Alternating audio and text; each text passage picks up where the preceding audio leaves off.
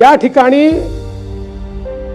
एक राम सातपुते सारखा सर्वसाधारण घरचा कार्यकर्ता 5 वर्ष राबतो आणि एकट्या मार्कडवाडीमध्ये 22 कोटी रुपयाची कामं करतो. 22 कोटी रुपये.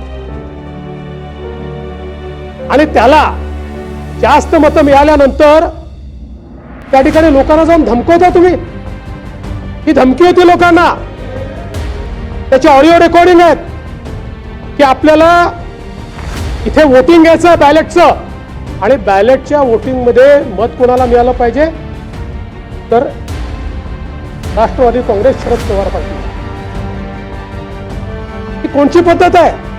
ही कोणची लोकशाही आहे की लोकशाहीमध्ये अशा प्रकारे लोकांना धमकवायचं? म्हणजे एखाद्या गावामध्ये मला मतं मिळाले नाही की त्या ठिकाणी जाऊन दादागिरी करायची.